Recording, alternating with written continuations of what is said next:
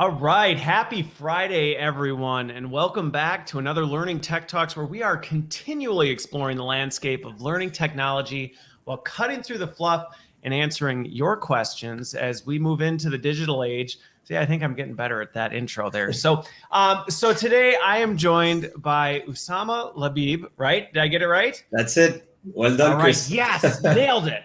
All right. And he's with Aeqlia, right? There we go. I got that one too. Oh, That's goodness. it. 2 out I'm of off to 2. a strong start. And we're going to be talking about all sorts of exciting stuff. We're going to be talking about remote. We're going to be talking about gamification. We're going to be talking about a lot of different components, skill change, behavior change, but really ultimately when we dive down into the core of it, it's about accelerating team performance and what goes into that. And so you're going to see how we're going to thread all of that together and bring that together in a meaningful way. It's going to be a fun discussion like they are every week.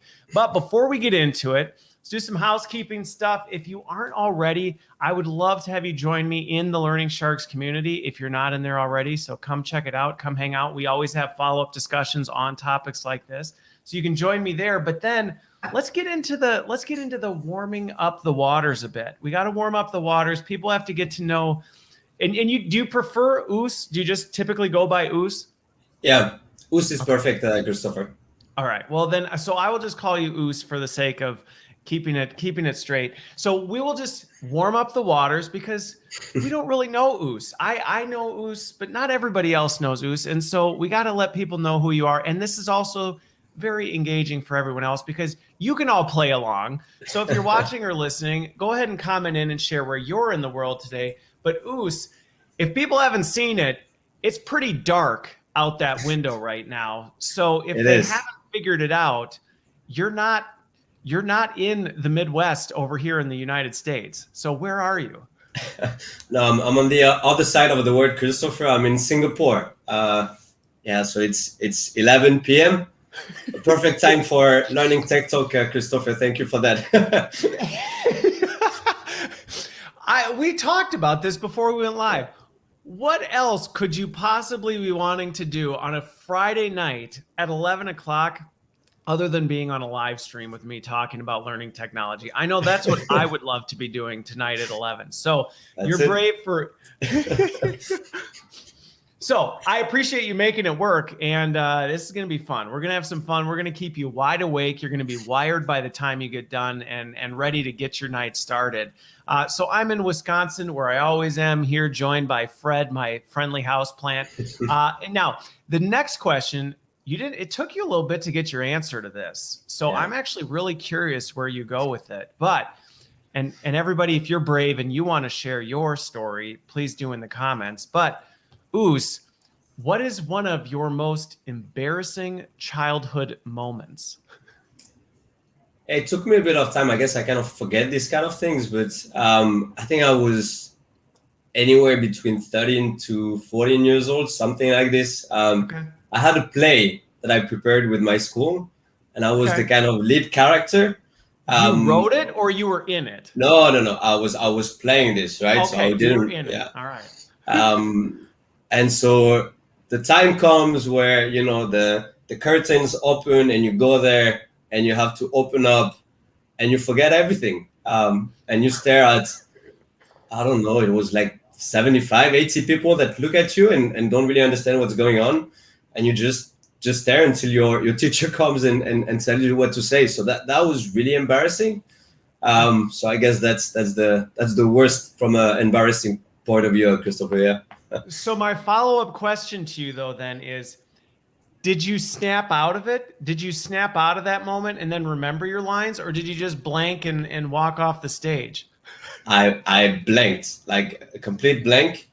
And I remember the teacher came and gave me like the couple of first words to get me going. Nothing. So I just went out and someone else continued, and I don't think I came back again. So that was a complete failure. It wasn't like just a 30-second blank and then you go and you're amazing. It was just This was like a legitimate. It's totally gone. It's not coming back. I'm calling it a day. I'm off stage. I'm done. And the show went on. The show went on without. That's it. Okay. And I remember, the freezing moments of you blank and you see everyone looking at you, and and you have to say something, but you can't, and you can't move. You're just completely frozen. Yeah. Paralyzed. All right. Yeah, that's a pretty good one. And I can relate to that. I've had some of those in my adult life. So that's not just a kid thing. So mine's pretty embarrassing. So I was in, I want to say first or second grade. I was pretty young, really young. And I used to walk to school. I lived in a smaller town and I would walk to school, which was quite a distance. And anyway, as I'm walking to school, I have to go to the bathroom, and not number one, number two. I had to go, and there was no stopping this. And so I went behind a garage and just went, didn't think anything about it. I'm a little kid. I went and pulled up my pants and kept going and made it to school. Didn't think anything about it. And then in class, we're doing the Pledge of Allegiance. And the girl behind me is like, and she points at me and she's like, "Oh, there's poop on your back." So anyway, needless to say, it was probably one of the most traumatic and embarrassing moments of my childhood, because the entire class then the teacher kind of escorted me out. My dad had to come bring a new change of clothes. It was awful. It was absolutely awful. Needless to say, like a year later, it was bad. A year later, we moved and I got to go to a different school, and I never. Good for you then. Yes, I got away from that. So anyway, all right. Now that we've vetted all our embarrassing childhood stories, we can shift over to the conversation at hand, which really is more about team performance. Now, before we do, let's talk a little bit. So tell me a little bit about you, Ouss. What's your background? Have you always been in the learning space, in the tech space? I mean, how did you end up coming up with Aeqlia? I've been working in learning and development from the beginning. Now, my career hasn't been so long. I'm 32 years old. I've been working in the L&D space for almost 10 years now. So I knew very early that I wanted to work in the HR L&D space. I've worked for Aeqlia in Singapore. I set up the L&D and talent function. I went on later on to do a bit of consulting. I wanted to see other industries. So I worked for a leading game-based learning company, working around coaching program, leadership development, culture transformation. I was the head of facilitation and instructional design.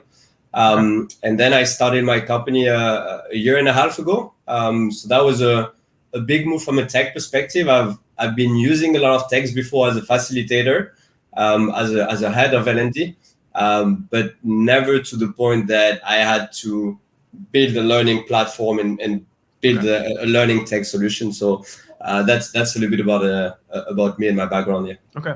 So you were in the practitioner space, and then you ended up. Now, did you have a technical background? Or did you end up getting hooked up with some technical people who could actually design software? I had no background, very little understanding of how it works. But the great thing is that one of my very, very good friend is a software developer. Another friend actually started his company. So I worked with them so that they could kind of develop the platform. But what I did have is a very thorough understanding of what needs to be developed from a 360. You knew what you wanted. You knew what you wanted. Yeah. Yeah. And I knew what is required for the learner to have a good experience, for the facilitator to use the platform, for the head of L&D to administer and see the dashboard. So I guess the brief was really, really sharp. And I think that helped from a development perspective. What I didn't know is building the platform and writing the codes. Okay. All right. So you knew what you wanted. You needed somebody technical, but it just so happened you had a friend in your back pocket who could do that. That's it. So let's talk about what Aeqlia is. So when people say, all right, what is this? Because on your website, it talks about remote team performance, virtual work, things like that. How do you summarize kind of the problem statement or what it is it's solving for? What we do in one sentence, we accelerate team performance. We know that a lot of teams do not have a high level of team maturity or a level of performance that is satisfactory for the team leader, for the organization. We help them get to a higher level of performance. And we do that faster than it would normally take. So if you think about it, for a team to become fully performing, it might take you anywhere from 12 to 18 months. We can help teams together in 6 months. The way we do this is by creating team development journeys where we kind of take the best of all worlds. So we have a research partners that allow us to have a team assessment, diagnose the team needs, measure the team effectiveness. And we also have a thorough team development process that we can follow. We have game-based learning programs to make sure that we have a psychologically safe environment for teams to practice the behaviors of agile and high-performing teams.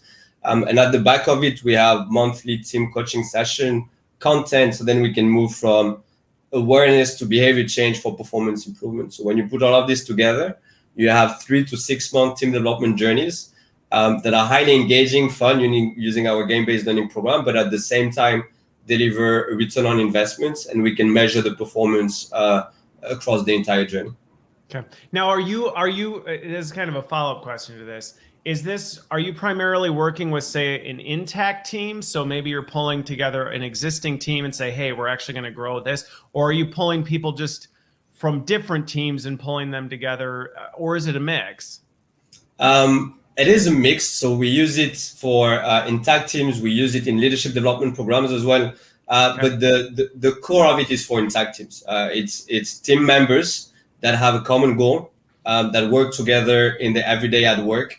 And that's a key difference between just using game-based learning program and doing what we do is we actually help them improve their performance back at work, not just in the game or in the experience. And for that to happen, they actually need to have something to work around together in their organization.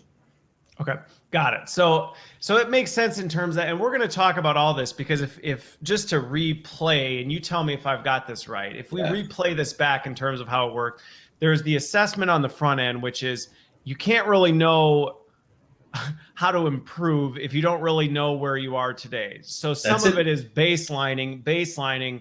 How is the team operating? How is it performing today? Where are the opportunities that lie? So making sure we do that piece. And then there's almost an experiential component. And that's what I really would love to, well, again, we're going to talk about all this. But then for over the next few months, you're actually keeping this intact team together, going through a series of experiences. It sounds like you said receiving some coaching along the way. So is it a combination then of asynchronous, synchronous? Like what's that makeup? It is a combination. We engage the team members individually in an asynchronous way. So you have content, for instance, that will be given to the team members depending on what the team needs to work on, and then you have team coaching session. The main difference is that we're actually believing in the idea of collective intelligence. The whole team needs to take responsibility. We can't just work with a leader. We can't just work with a team member individually. It's the whole team that needs to take responsibility for it. So the team coaching session where everyone comes in is key to make sure that we can move from awareness to behavior change. Okay. So with that, because I think there's a lot of things that we can go down this path. So I think in terms of the gist, hopefully anybody watching or listening gets kind of the gist of it. So there's a team assessment piece, and then there's this experience piece where they're working together on it. And I'm curious, when you talk about, and again, we'll dive into some of the components because I like where we had talked before about how we're going to break this down, because you can do these things independently and not necessarily have it do anything. But I'm curious just your take on this, because when it comes to taking a team through an experience,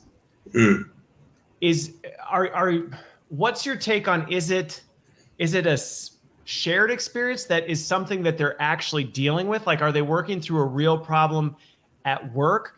Or is it a simulation? Because you talked about kind of creating a safe space for failure. And if so, how are you getting that balance right? Because I've seen it swing in two different directions where it's completely unrelated to their work and you're almost kind of trying to get them to put a man on the moon or something like that, put a person on the moon. Other times it's super hyper focused on you got to bring your problem to work or to this simulation and solve it. Where are you on that spectrum?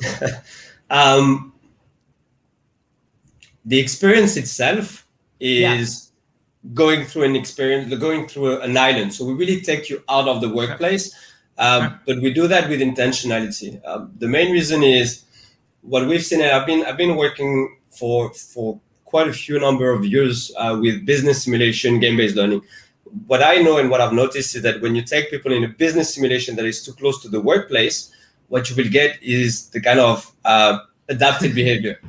But the reality is that when you work with senior managers, senior leaders, from a knowledge perspective, they know what they need to do. When they are in the workplace, everyone is really careful, right? So it's very difficult because you can't really debrief the kind of pressure situation or crisis situation that might happen in work. So by taking them in a fictional environment, what we get to see is a default behavior. If you can allow me to share one story, I've done it with a team of C-level executives that start the game with their arms crossed like this, a little bit like a game. It's not, I'm too good for this. 5 minutes in the experience, they are kids. They're competing with everyone. They're talking over everyone else. Like they forget everything that they should be knowing. And then you get the actual behaviors. And that's great from a kind of coaching perspective, because it allows you as a coach, as a facilitator, to debrief the behaviors that you've observed versus theoretical situation that might have happened in the workplace. If I can just add one more thing. The first question we ask when we do the debrief, because we let teams kind of play the game and they have to make collective decisions in the experience. And after that, you have a facilitated discussion of an hour and a half at least, so that they can understand what happened in the experience, what are the learnings, how can they apply the learnings back into the workplace. The first question we ask teams is, have you ever played Mickey Island before, which is the name of our experience? And they all say no. And then we say, but are you sure? Because you told us it's about collaboration. It told us it's about making agile decisions. And I promise you, they all tell you, actually, we play Mickey Island every single day. So one of the key difference is the level of learning design that goes into the experience. Is it just kind of a game, or is it something that reflects the challenges that the team are facing in their everyday at work? And I think that's a key difference. No, well, and again, you're going to find in the conversation, we're going to be going back and forth like this. That's the whole point of it. But I think what you hit on there is important for any practitioner in general to consider on this space, because your point about the intentionality behind it is really true. Now, in the experience that you mentioned where the simulation's too close to work, or maybe a previous existing work situation, my experience has been, I find that people either get too hung up on well, that isn't exactly how it happened, or they get hung up on weird details. You're like, okay, you're missing the forest through the trees right now. You're focusing on, well, that didn't happen in Chicago. That actually happened in Michigan. You're like, okay, forget that. So I agree that kind of almost ripping them out of that is important to actually do this. But your point about the intentionality is such a key component, because if you just do it and do this make-believe land, two things can happen. One, you may not actually be tying it to the actual behaviors that matter, which then your analysis and your movements like, well, what's the point? So they beat the game, they got out of the escape room, but did they actually use the behaviors we were trying to do? But two, the other thing is, to that point of those, executives all grouchy about the experience, if there's not, at least if you're not, and it sounds like that's what you're doing, is if you're not able to at least tell the story of, this may seem abstract, but it's not. I think that you can lose people. If they feel like it's really too abstract and they're like, I just don't even get it, then it feels like a waste of time. And it sounds like you're really making sure that you're painting that picture and getting it in between. No, you're absolutely right. You can even take it one step further, that if you have to make a point to explain why the experience translates to the everyday work, then maybe the experience is not even good enough. People should, no, but that's the reality. Like if you have a coaching approach, then like when we do facilitated debrief, we only have a few questions. I mean, more than a few, but we have questions. People get to where we want to get them to by themselves. Then they take ownership of the whole responsibility and their developments. But this depends on how well the experience has been designed. And I think where where we have a kind of a competitive advantage or something that is different is we have this research partner that we developed the experience with. And we started with the behaviors. So this research partner has characteristics of high-performing team, what they call stage 4 teams. And we know that stage 4 teams will have common goals, clarity of roles, the ability to kind of stop and reflect along the way. So we started by defining these are the behaviors that can make you kind of win in the experience. And then you build the experience at the back of it. You don't just take something, make it a little bit fun and put it and say, here it is, a training program. And so because we've done, I want to hope like the right way of designing it, then at the end of it, when participants get to it, they tell themselves, yeah, this is what we face every day. And they know, and this is something beautiful every time I work with teams, like 80% of the time, they know what they should be doing. Like, you're not really here to tell them all of this. It's not a knowledge gap. It's rarely a knowledge gap in that. It's not. No, and I think your point about the design of this is, again, I think some of these lessons are relevant for anybody in the field, regardless of where you're at. It's easy sometimes to jump to the what do we want to do first, right? Like we're gonna make a leadership experience. We're gonna build a game, and then we build the game, and then we're like, okay, now we've got it built. What is it that we can get people to take from this? And it's like, well, you got to reverse that. And I think your point of that, of figuring out, okay, what are the dynamics of a high performing team?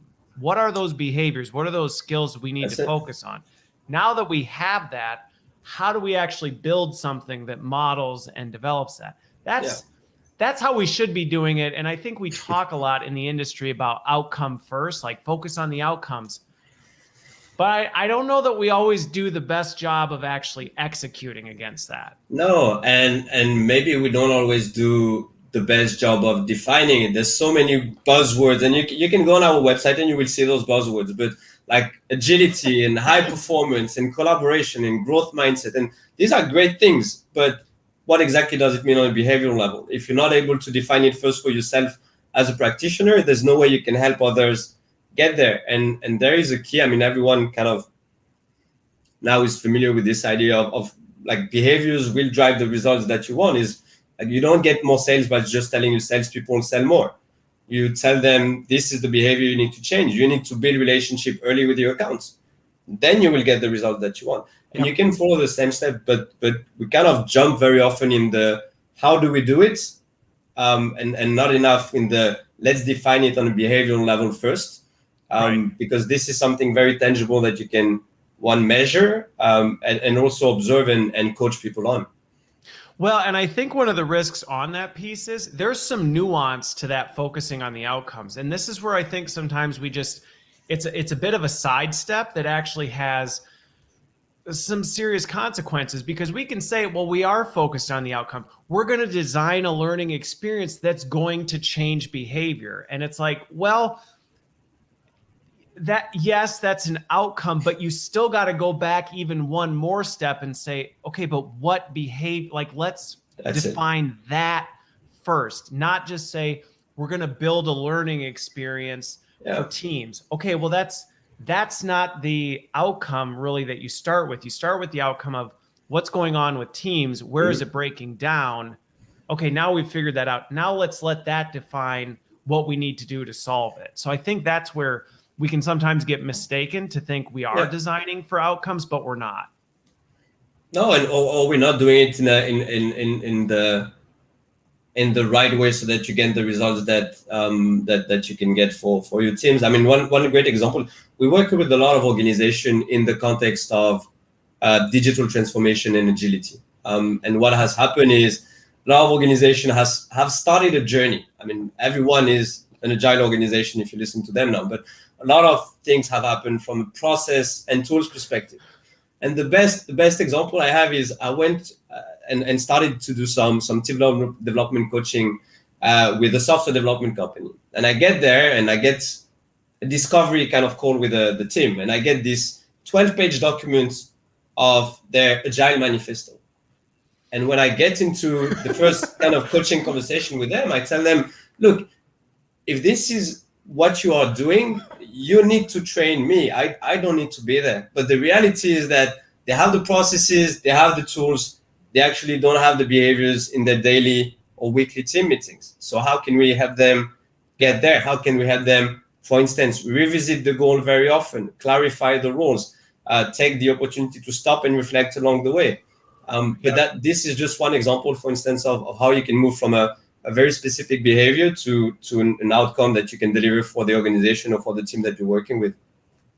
Well, and I laughed when you first started going down that path, just because you said, well, now like everyone's an agile organization. And it's funny because it's easy to say, and that's kind of what we're talking about here, is it's easy to say, even in learning and development, it's easy to say, yeah, we're focused on outcomes, we're changing behaviors. And it's like, but are you doing it? Because just to your point, you have a 13-page manifesto that says we are this, but is that translating into the actual actions and behaviors of the organization, or is it a poster on the wall that really doesn't fit? So actually, I want to shift to this assessment piece. Let's talk a little bit about this, because when it comes to assessing team performance, I'd love to hear a little bit more about how you're actually digging into that. Like, how are you actually determining what a team's assessment is at an actionable level? Because it's easy to look at a team and go, yeah, we're dysfunctional, or this isn't working right at this surface level, but to actually dig into the vertical and go, yeah, but what is breaking down? What is going wrong? That's a different state. Yeah. From that perspective, everything that we have is based on or is done together with our research partner. They're a research company. They have been doing research and development around high-performing team for the past 30 years. They have a framework that explains that necessarily for you to become a high-performing team, you will go through 4 stages. You will go through stage 1, which is dependency and inclusion, then counter-dependency and fighting, then trust and structure, then work and productivity. And for each of these stages, there are some clearly defined behaviors and characteristics of what a stage 1, 2, 3, and 4 is. Now, what they've been able to do and iterate on for the past 30 years is a team assessment where everyone from the team will answer a list of 60 questions. And depending on the answer, they can aggregate the data and tell you what is your team effectiveness, 60, 70, 80%, what is your productivity ratio, but even more importantly, what is your group maturity level? Are you stage 1, stage 2, stage 3 teams? And then take it one step even further, which is now if you are a stage 2 team, these are the things that you need to work on so then you can move to the next steps. And that's really the basis of everything that we're doing, because that allows us to personalize the team development journey, but also to measure it at the end of the day. So our clients can hold us accountable. You can take the same assessment at the end and you see whether the team has shifted their performance or not. Okay. Well, and the framework of that, and actually I have a funny question to ask because I'm really curious on this one. But before I do, that point of, a lot of times we get into these conversations and it's easy for people to say, well, we can't really measure behavior change. And to that, I would say, I don't agree with that. I've done it many times over the years where to this point, if you actually get to the root of what are the behaviors that good, like how do we define good, not so good, and bad? And we can actually say, this is what those look like. And you can do a pre-assessment and a post-assessment. You actually can start to see, well, did we actually shift behavior? But I'm curious on this one, because I can think of a very specific situation over the years where, let's just say that the team wasn't honest in their pre-assessment. Okay, they weren't honest in it, and this is where I think the experiential piece is so important to team development, because you can say it's great, we're working together. Like, and I remember a specific instance where it came back like we're stage 4, we're knocking it out of the park, and we put them in a simulation. And let's just say they weren't at stage 4 by any definition. So I'm curious if you ever see this where these results and people are like, we're crushing it. And then they go into it and it's like, yeah, this is like a kindergarten soccer team right now. We haven't seen that. There's a bit of distinction. I don't think we had people that answered it in the way that you're sharing, Christopher. Let's put it like this. But I think the very interesting thing though is, when we work with stage 2 teams that are counter dependency in fighting, put it simply, it's people that are pushing back on the team leaders, pushing back on the other team members, not clear about the goal, the roles. They get into Mickey Island experience, they have the exact same challenges. But here's one of the big value of the experiential learning is we let them kind of play the experience first.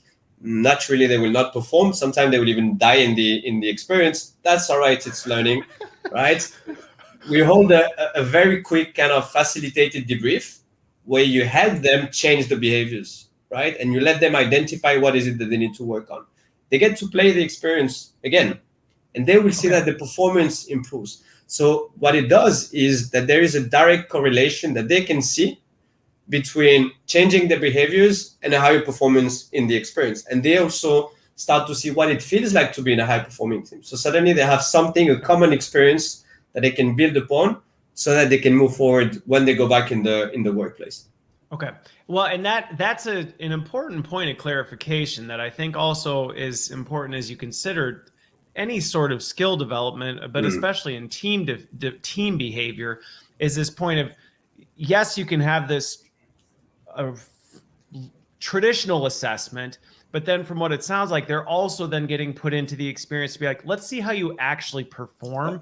So there is almost this, there's this but there's this traditional assessment and this experiential assessment that kind of lets you level set and go, so, hey, how do you really think you're doing right now?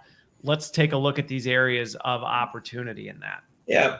And so what we talk a lot about is this idea of kind of instant learnification. So you're familiar with instant gratification, and I'm a Gen Y somehow. Is that what you said? Yeah, we came up with it. So that's why you never heard that before. But it's like I need it now. When I go for training program myself, I don't want to know that I'm going to change behaviors in 6 months. That's the painful process, but I don't want that. I want to be able to know tomorrow, am I doing the right thing? I need it now. So this is the idea of instant learnification. Now, when you kind of let people experience or have a game-based learning program or an experiential learning, you kind of give them on the spot the idea of how well they're performing. Now, it's not back at work, but if your experience is really aligned with how they're working in the workplace, they can get it. So if you perform well, you have a high score. If you don't, then you kind of die in the experience. But this idea of instant learnification measured by the assessment, that's what we're trying to achieve. I can't hold back the smile because I love the instant learnification. We said we were learners in the post leading up to this. So like, there you go. We can create our own vernacular here on that. But I like what you're getting at, which is, and I think this is one of the things that, I did a poll recently from people about what their attitude is when they see something's mandatory training. And what was interesting about it, the point isn't to talk about mandatory training, but the point is what was interesting about the response was a large majority of people had an attitude of curiosity at first, which was a bit unexpected even to me. But the reality is that instant learnification is an important point because when people first engage in this stuff, there is this curiosity, this, I kind of want to get into it. Mm-hmm. But if that's met with, right, if it's like, oh, well, this isn't going anywhere anytime soon, that's where you lose people. And then even if you have a really great experience, they may never actually get to that point because now their attitude, they've checked out mentally, all these things. So I like instant learnification, but I think not just because it's a cool, catchy phrase that I'm going to add to my vernacular, but also the fact that it's true that if you're not giving somebody something of value very quickly, you're going to lose them to other distractions. That on top of letting them experience, because the reality is that how many, and I'm pretty sure you can do this exercise and you've done that before, how many true high-performing team have you been a part of?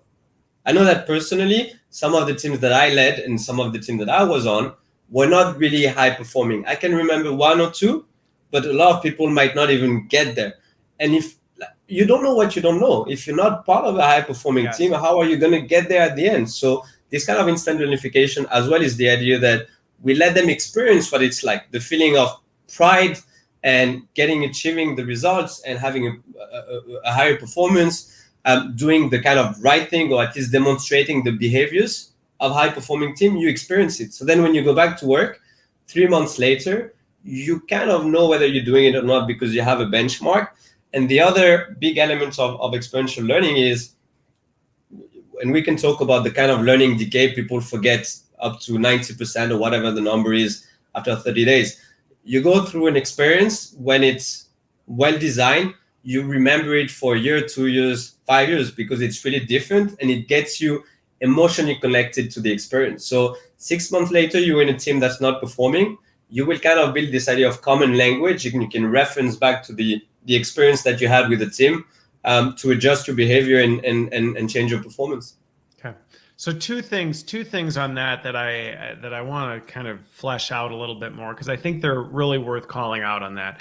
So the first one is this point of, there are probably a lot of people who have not actually experienced what it is to be on a high performing team. I mean, that I think can't be understated, because really, if you think about it, and I joke about it, but it's kind of not really a joke either in L&D, is sometimes it's easy to have a Stockholm syndrome of things where it's like, well, you don't know what you don't know. And so this fear of this thing that's outside of this actually prevents you from ever getting there, because you're like, at least this is the dysfunction I know. Like, this team dysfunction is at least familiar to me, and I'd rather deal with a dysfunctional team I know than go into this world of high performance that I don't know. And what if I don't actually like it, and it actually seems a little bit intimidating. So being able to actually give people a flavor of that, because the reality is, like many things, once you experience that, you don't want to go back to it. You can't. You can't go back. That's it. No, you can't. You can't. Yeah. So, and I know that's really interesting what you're saying, and I think it's the same thing in a way with the experience itself. Is that once you start experiencing a good game-based learning program, a good one, then it's very difficult to go back to the kind of old ways of training. Today, you go on Zoom and you have someone talking to you for like 2 or 3 hours, and it's going to be a little bit boring. And you remember what you did like 3 months ago around this level of energy and engagement, that almost like face-to-face feeling that you can kind of recreate.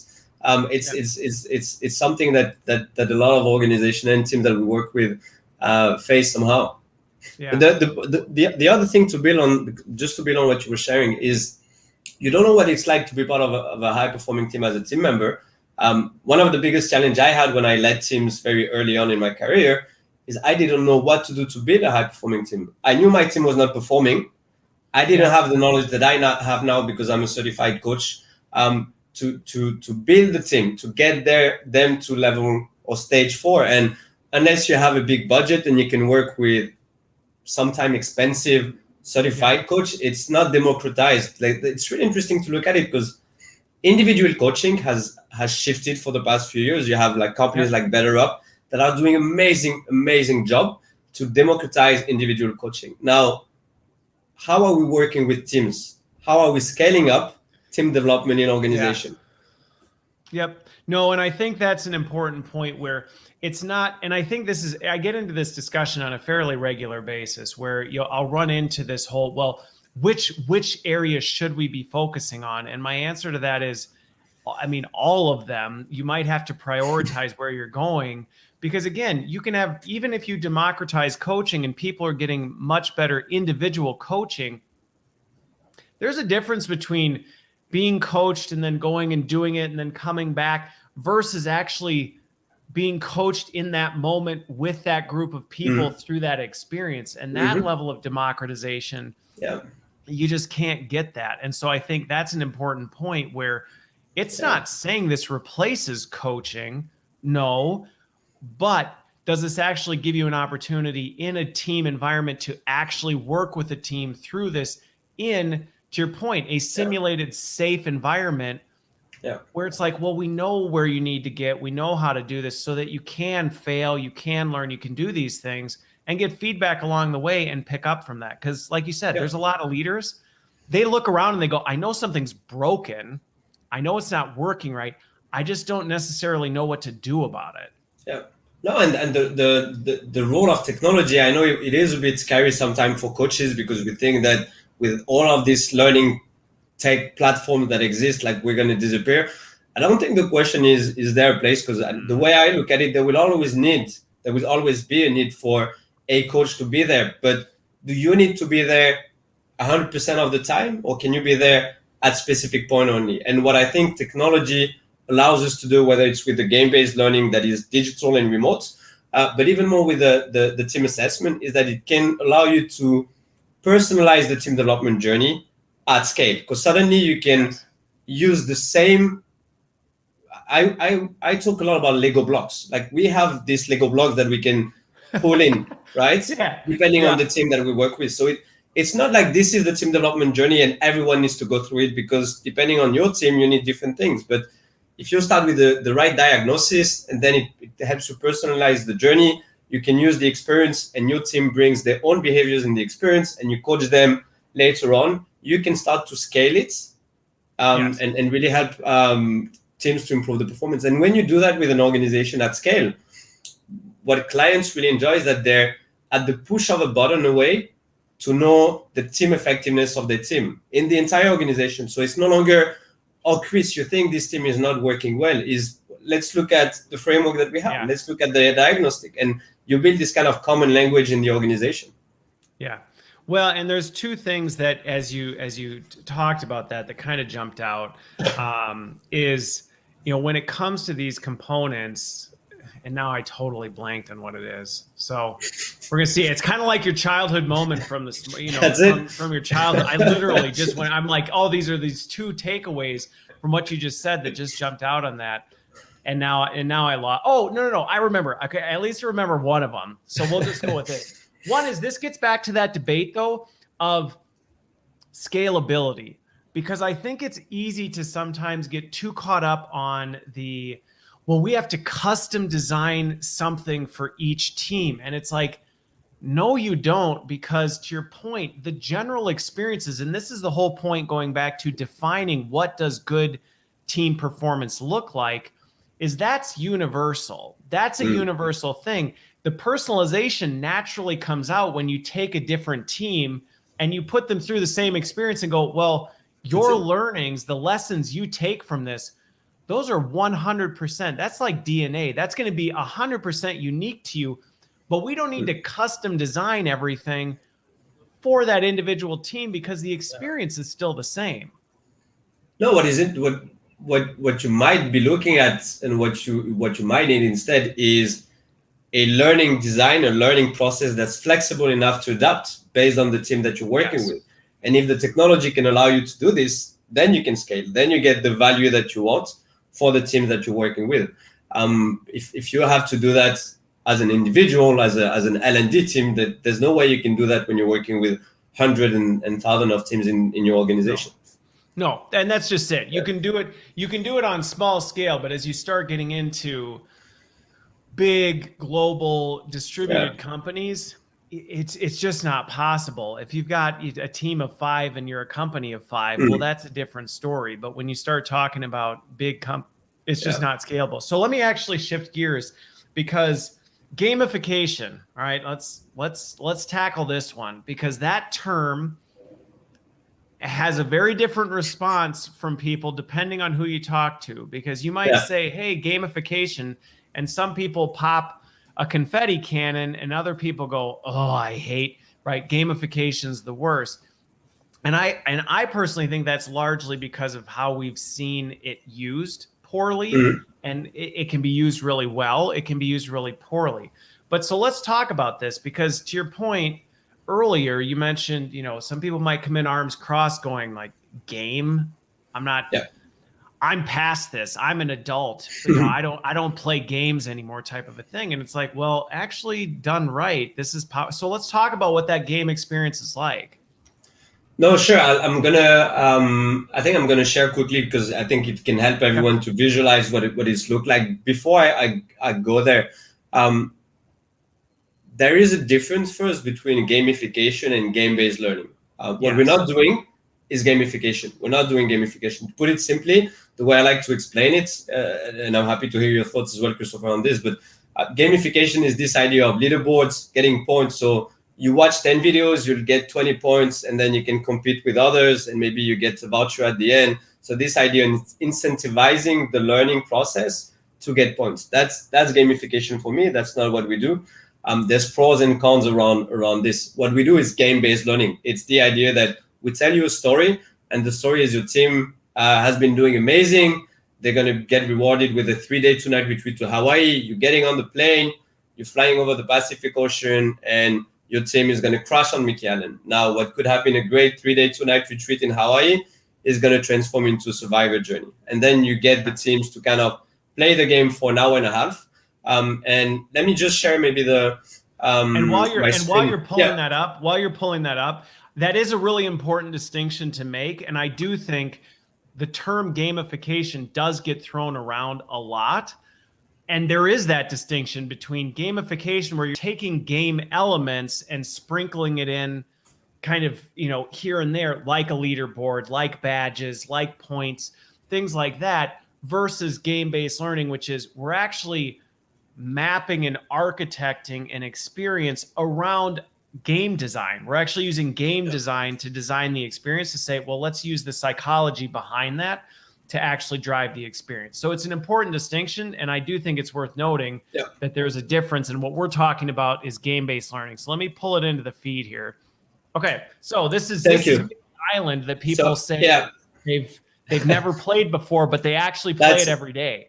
That's it. And I think if this is the only thing you remember, Christopher, I'll be happy with this. But this is the platform that you can use. It's actually, you can start the game. You can do some learning activities as well. We have some behavioral analytics and a bit of content. But when you kind of start the game, this is after understanding the story, you'll just get to select your character, and you decide with your team who's doing what. And you have different roles. You have an adventurer, you have a strategist with a clear line of sight toward the goal, data scientist working through all of the information. So what we've done is we've kind of replicated the roles in a standard team. And on top of that, we've done and reflected the challenge of asymmetry of information, as in everyone has a very specific profile information sheet. And so it forces people to collaborate effectively in their breakout rooms, for instance, so then they can make effective decisions together in the experience. All of this is updated. So again, like if you were in my team right now. This was going to be one of my questions on this is, so you've got, let's say in this example, you got 5 people. That's it. Are they collaborating on Zoom, and then this is something separate that they're kind of, because I can see it's obviously intelligent enough to know that if you pick this role, so and so on your team can't also pick this role as well. You can each kind of take one. No, that's absolutely this, Christopher. So if you take one role, someone else in your team will not be able to take your own role. They will take another one. Then when everyone gets into the waiting room, so you kind of create teams before in the session, and you use any video conference system that you want, whether it's Zoom or Google Meet or whatever. And then you get to this. So as you can see, it's kind of, from a gameplay perspective, it's very simple. You have a timer, so it's going to take you 1 hour. You have to move from the plane crash location here to the location 53, where you can get the board and escape before day 29. All of this is interactive, so you'll get to manage food and water. So that's the idea of managing resources along the way. You have a stop and reflect, because we know that sometimes teams are feeling chaotic throughout the process. So they can use the stop and reflect. That never happens. What are you talking about? But using the stop and reflect, you get like 5 minutes. You can use it 3 times. And we give you some question that can help you improve your performance. And these questions are based on the research. So like the first set of questions help you move from stage 1 to stage 2. If you do it again, it will help you move from stage 2 to stage 3. You start to have questions around conflict, for instance. So this is the idea of how can we show the accelerated development. This is all intentionally, like you can only hit the red button 3 times is what you said, right?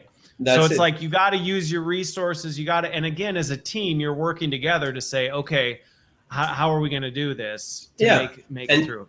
Yeah, and what's really funny is that you get, like, from a gameplay perspective, it's very simple. From an intellectual perspective, decision-making process perspective, this is where it's highly challenging, because people, out of 5 people, you have 2 that want to go north, 1 that want to go south. They always disagree on the number of food and water. They don't have a clear goal. They have to readjust the strategy and tactics. Like the landscape of the island will change. So you will naturally have to adjust your strategy and tactics. And so you let them play for 60 minutes. They might take 30 minutes, 45 minutes, depending on how well they kind of collaborate together. And depending on their performance. If I heard you right, again, I'm going to keep jumping in. And if I heard you right, they can die. So like there's no guarantee you get to the end either. Failure is an option.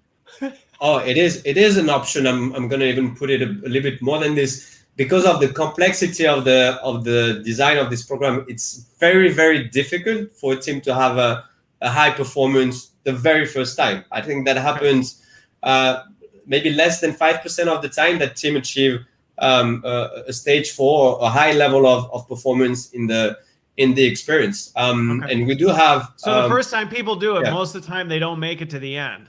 I wouldn't say that. I think you might have 15% of the team, 15-20% of the team that cannot die. But a majority of the time, 85%.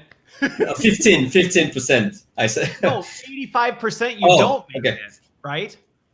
No, sorry. So let me rephrase. 85% of the time you will make it.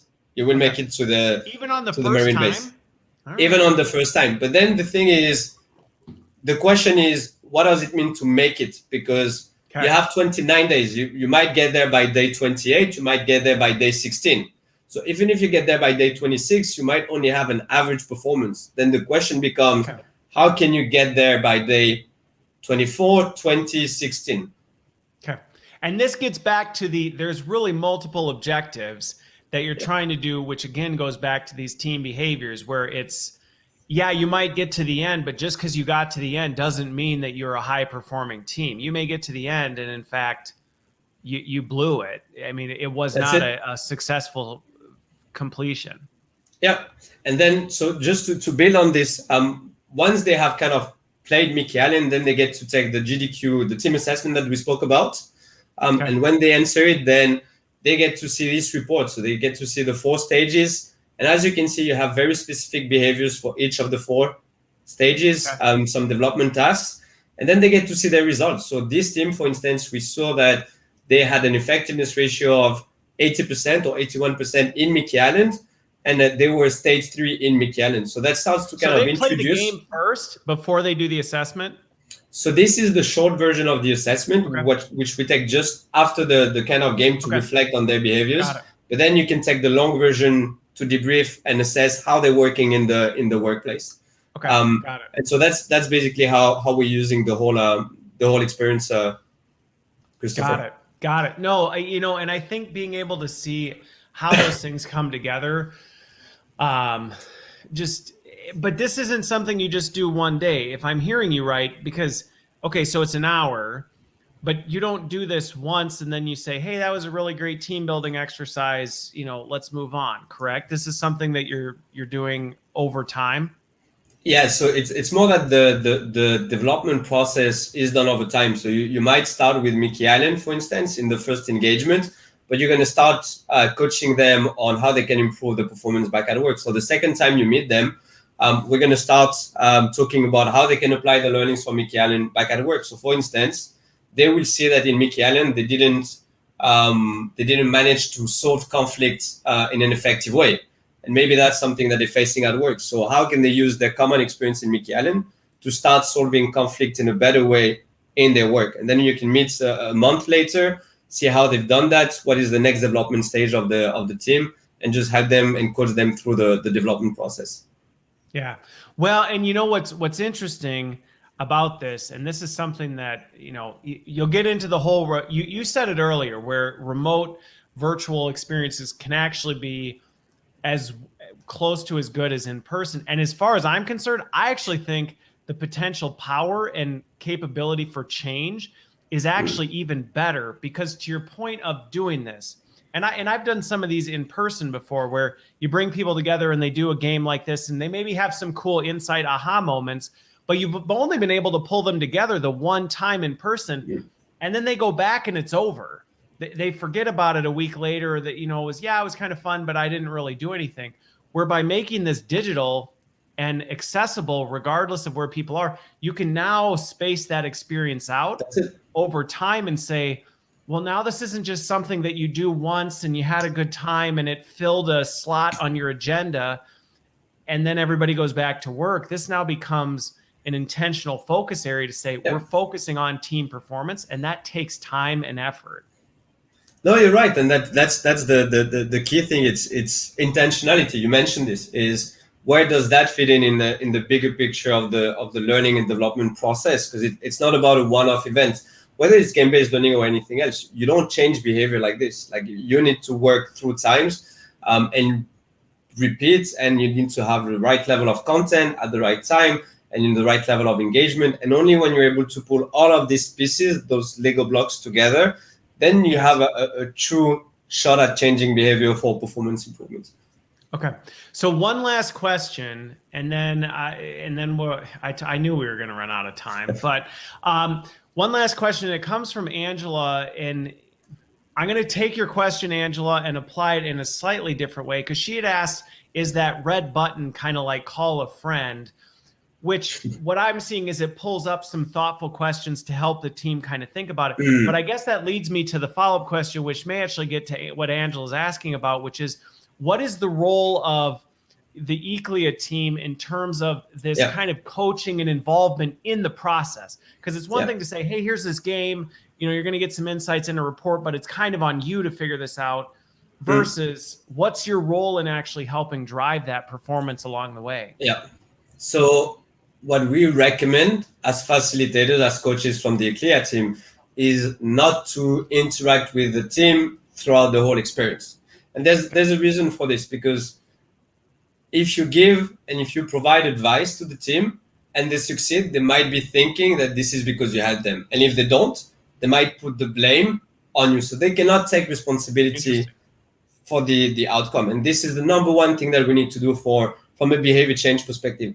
Our responsibility is to make sure that we are there, we can observe the behaviors, because the real and the value happens in the debrief, the next part of the session, which is we're going to talk about what happened and I'm going to ask you a question, but I can also share some of the observation, some of the behaviors that I've seen, and I can help you identify what you can do differently. So what we're really trying to do is not just improve performance, but build this kind of self-organized teams.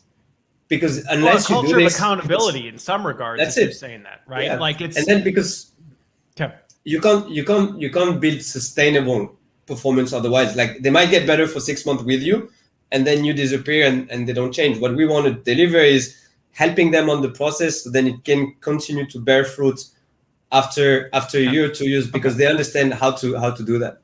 Okay. And so if I'm understanding that right, then the role you're playing in this is, hey, when you're doing this thing, we're not messing with you, because if we come in and give you tips and help and do, it's not going to force you as a team to learn how to improve and get better at it. But there is intentional debrief points where you're saying, hey, here's some observations from us as we were seeing how you performed. Correct? That's it. The most simplest way to say it is we put them in an environment in which the outcome is 100% depending on them. We're not tricking them. They have all the information they need. Whether they can use the information, whether they can make the right decision, that's 100% on them. And this will define whether they can have a performance in Mickey Island or not. So it's not a trick kind of game. And that's why you have teams that perform really highly and some that don't. But that's because of how well they can collaborate together. Okay. Well, and I think sometimes that's an area, and then I'll wrap on this, where we can be afraid to do this, is to say, we're just going to kind of let you do this. And we've given you all the tools, but you've got to put, we can't always be here to pick up the pieces and do that. So I think, and her comment back is, so you can learn your patterns and learn to self-regulate to overcome this. And that's just it. The goal is to teach you how to build ongoing, sustainable, high-performing teams, because the reality is teams come together, they break apart, you join new teams, and if you only know how to do it, it reminds me of back when I taught math. If people only know how to solve this one equation, they get stuck when another equation, even if it's the same structure, hits. And the goal is to say, now you can take what you learned and apply it. Okay. All right. Well, Ouss, I knew we were going to run out of time. I knew it. I knew. But this has been fantastic. I really appreciate you staying up. What? It's midnight now? Is it like It is now. almost midnight? It is midnight. You know what? It's Saturday. Happy Saturday, Ouss. Thank you, Chris. Well, this has been great. Thanks, everybody, for joining. I really enjoyed the time and the conversation. Thanks for telling us a little bit more about it. And again, if anybody has questions, feel free to reach out to me or Ouss directly. And have a wonderful rest of your weekend, because you're already well into it. Thank you, Christopher. Thank you for having us today. All right. Have a good one.